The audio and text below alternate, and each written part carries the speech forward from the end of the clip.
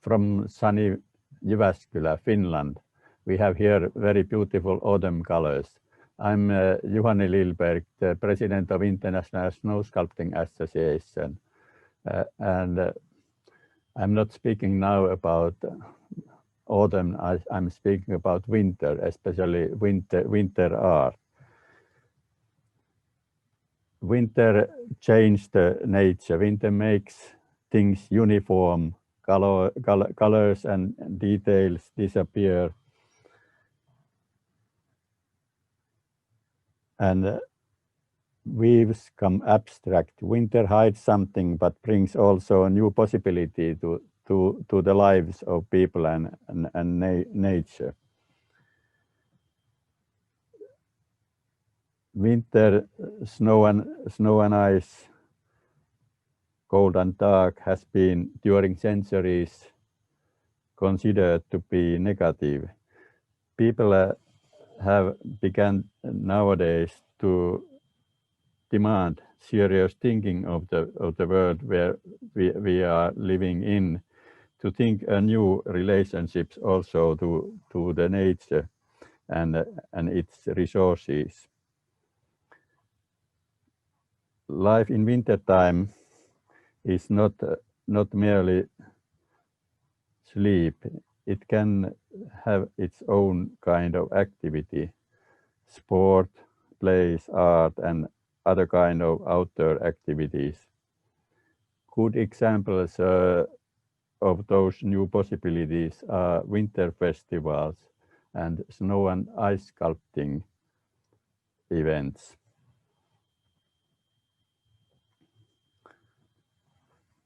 Winter's art is art made by winter itself, the mother nature.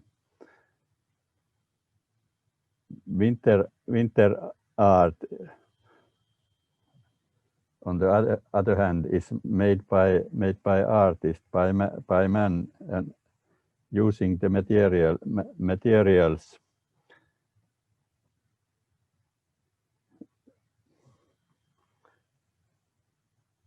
and means offered by winter. When we speak about winter art, we normally think snow and ice sculpting and snow and ice building. Those sculpting contests and winter festivals we have seen nowadays around the northern globe. Some pieces are from international snow sculpting competitions in Japan, Canada, France, and also Harbin, nowadays the #1 place for winter sculpting.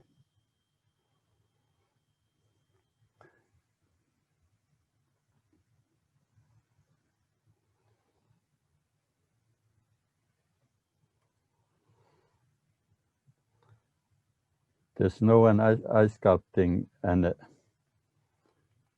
the building are bringing the delights of entertainment of winter event to urban areas, teaching and activating the spectators. They are giving the artists and technicians new kind of possibilities to develop and practice their ideas. Besides, they are serving as tourist attraction and financial support for local area. The idea of those snow and ice activities is at the same time very environmental.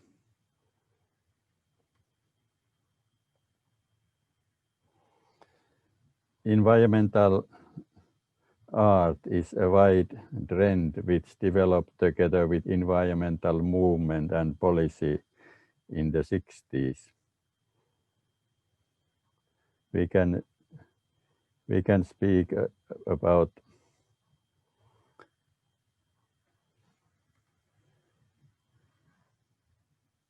use different kind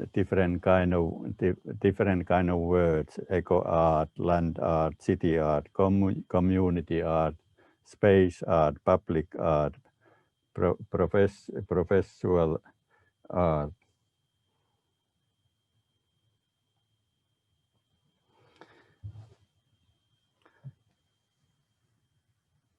Positive image of snow and ice sculpting is just based on their environmental safety. They are part of nature's cycles.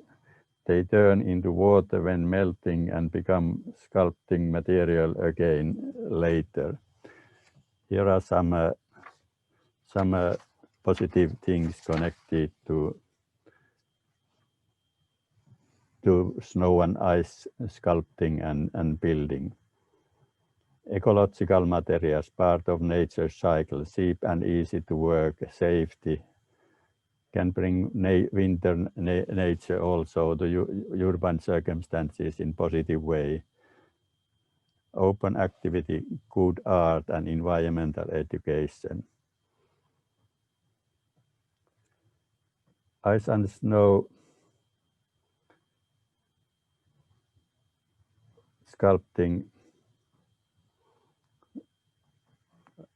started around the world, mostly in the middle of 80s, and now we have seen every winter tens of international snow and ice sculpting contests.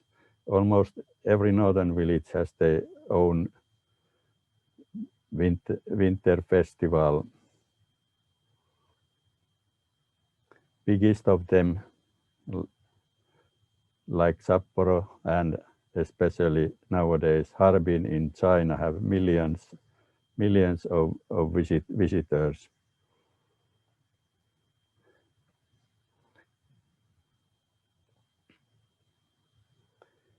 A good example of a big snow and ice sculpting projects is also Sun Snow Show. It was made in Finland in the beginning of 2000.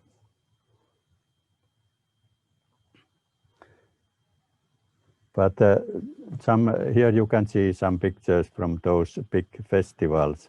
Sapporo Snow Festival, it's about 70 years old event, and one part of this big festival collecting more than 2 million visitors every year is the big snow sculpting, snow statues. In fact, for example, public buildings made around the world. Here you can see also, for example, an Helsinki Cathedral on the right side, made last winter.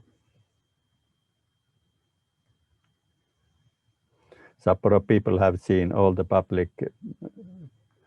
great public buildings around the world without traveling abroad, even Notre Dame and many others.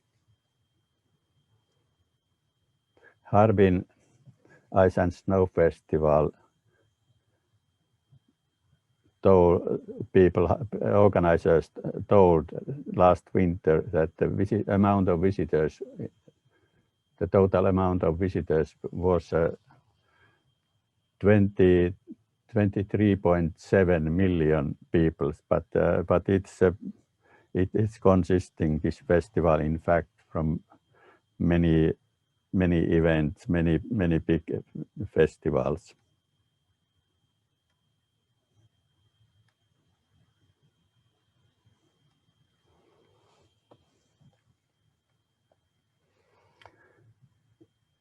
snow show was a big international exhibition of fine art and architecture in which large art installations were built from snow and ice. It took place in Rovaniemi and Kemi cities in Finland and also in Italy, connected to the during Winter Olympic Games. It was an interesting art experiment where two art specialists from different backgrounds, as world famous artist and architect, were working together and using for them new material, snow and ice.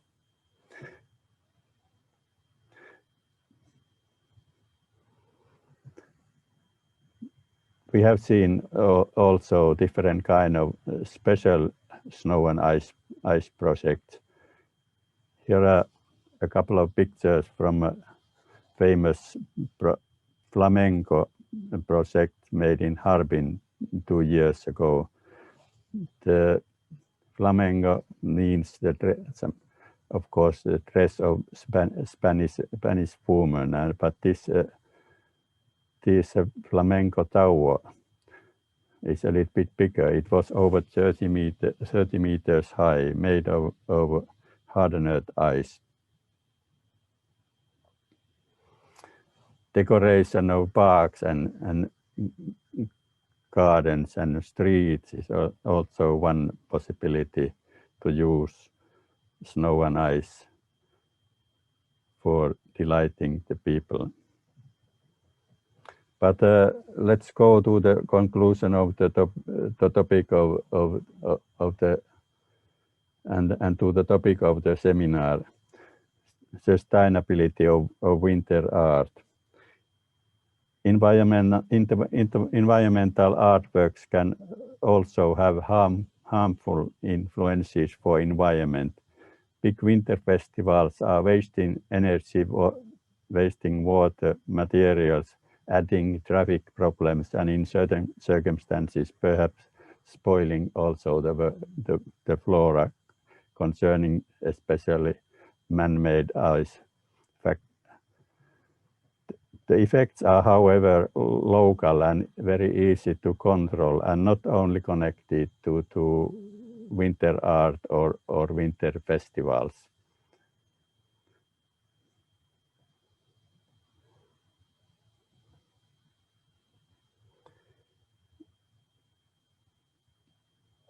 Artificial snow differs from natural snow by melting later, including more water and nutrients, and of course by needing energy in producing process. But same things I said, it's possible to control and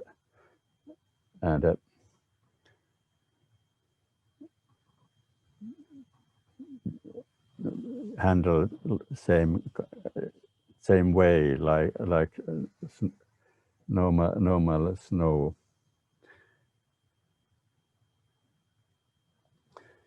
Positive images of snow and ice are just based on the environmental safety. They are part of nature's cycle, as I said, melting away.